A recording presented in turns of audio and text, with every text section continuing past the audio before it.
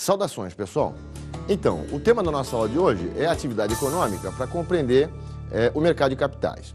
Por que eu preciso compreender a atividade econômica, ou perceber a atividade econômica, quando eu penso em mercado de capitais? A resposta é simples. Para pensar um pouquinho, quando você vê na televisão um camarada comprando uma determinada ação de uma empresa. Quando você vê isso, você pensa o seguinte: da onde surgiu essa ação? Essa ação só existe porque existe uma empresa. Essa ação só existe porque existem pessoas trabalhando e produzindo e fazendo uma atividade econômica produtiva dentro do seio da empresa.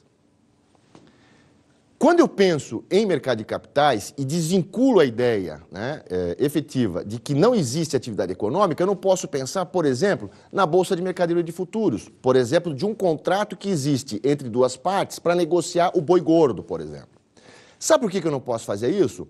Porque se eu não tiver por baixo disso alguém que produza o boi gordo, crie, recrie, engorde esse boi gordo, para que ele seja negociado numa bolsa de mercadoria de futuros, eu não tenho nem mercado de capitais e não tenho atividade econômica. Dessa forma, quando a gente pensa em mercado de capitais, o fio condutor, ou, se vocês preferirem, a base de sustentação do mercado de capitais é efetivamente a atividade econômica. Por isso que nós, nessa aula, temos que cumprir pelo menos 3 objetivos, que é o que eu proponho para vocês. O primeiro deles é tentar entender como é que são as preocupações da atividade econômica, como que a economia se preocupa e quais são as soluções que ela pretende dar para a atividade econômica. Num segundo momento, a gente vai ver um princípio básico de microeconomia, tentando entender o movimento meu, seu, dentro da atividade econômica. E, por último, a gente vai entender o movimento do todo, de toda a atividade econômica. Daí, o meu movimento, o seu movimento, mas orquestrado. Veja, quando eu digo orquestrado, é dirigido, coordenado pelo Estado, no caso, o agente governamental. Os problemas econômicos básicos, a demanda e a oferta de um produto.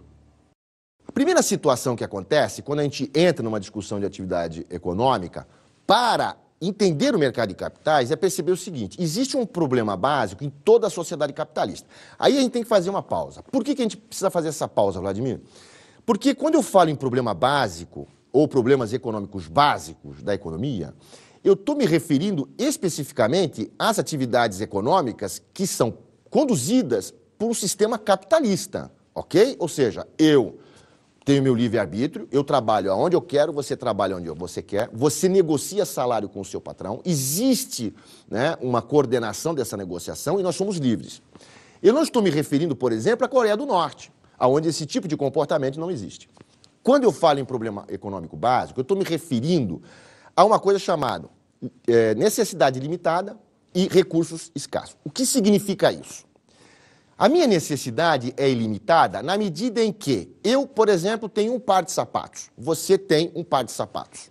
Bom, de acordo com a minha renda e respeitando que existe uma coisa chamada restrição orçamentária, ou seja, eu tenho uma renda que é fixa. Então eu posso comprar um sapato por ano ou posso tentar comprar 2 sapatos por ano. Você idem. O problema é o seguinte: eu vou usar 2 pares de sapato ao mesmo tempo? Não. Por que eu, então, tenho o desejo de ter 2, 3, 4, 5 sapatos? Primeira pergunta. Sem resposta por enquanto. Por que eu tenho o desejo de ter, por exemplo, 5, 6, 10, 50 gravatas? Porque as minhas necessidades são ilimitadas. Eu quero ter tantas quantas forem as gravatas que tiverem à disposição para mim. Eu quero tomar ônibus para ir ao centro, quero voltar e quero que tenha ônibus para que me leve ao centro da cidade e me traga de volta. Ou o metrô. E detalhe, tem que ter lugar para que eu sente. Eu quero ir assistir uma super estreia no cinema, eu preciso que tenha o banco lá à disposição. Então eu vou lá, vou pagar o meu ingresso no cinema, mas tem que ter. E se eu quiser assistir a segunda, a terceira, a quarta, a quinta vez, ou assistir 5 sessões de cinema num dia, vai ter que ter as 5 sessões. As minhas necessidades numa sociedade capitalista são ilimitadas. Então, não importa se eu tenho apenas 2 pés, eu quero ter 2, 3, 4, 5 pares de sapato. Mas, Vladimir, isso acontece só com você? Não, com todos nós. Isso é algo inerente do ser humano. As nossas necessidades são ilimitadas. Qual é o problema? Agora vem a resposta. Em economia, na atividade econômica, lembra que eu falei agora há pouco, não dá para justificar a compra de contrato futuro de boi gordo, não dá para pensar em ação, se eu não pensar na atividade econômica. Por quê?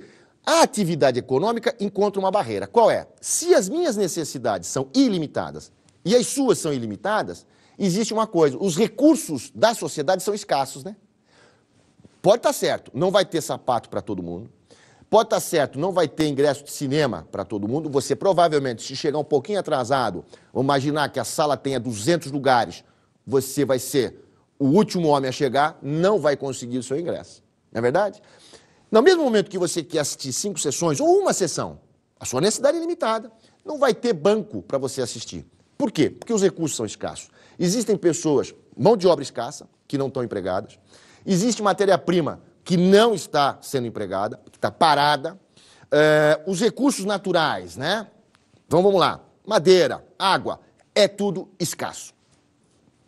Quando eu penso que a atividade econômica encontra esse desafio, já me vem um primeiro problema econômico básico, que é conhecido como curva de possibilidade de produção. Nessa curva de possibilidade de produção, fica bem claro que, de um lado, se eu quiser aplicar tudo que eu tenho, tudo que eu quiser, né, numa determinada produção, eu vou ter que diminuir a produção outra. Vamos ver isso num gráfico que mostra exatamente um caso notável, não fui eu que inventei isso, na verdade foram estudiosos, economistas, sociólogos, que perceberam o caso da antiga União Soviética, hoje Rússia, em que tinha um dilema. O que ela ia fazer? Ela poderia maximizar os seus esforços em alimento ou ia maximizar os seus esforços em armamento? Então, pessoal, eu tenho esse quadro. Nesse quadro eu tenho um gráfico que é conhecido como curva de possibilidade de produção. Essa curva de possibilidade de produção, ela apresenta um gráfico onde, na ordenada, eu tenho a manteiga, que, na verdade, no caso da União Soviética, da extinta União Soviética, eu tenho os alimentos ali. Então, a manteiga representa alimentos.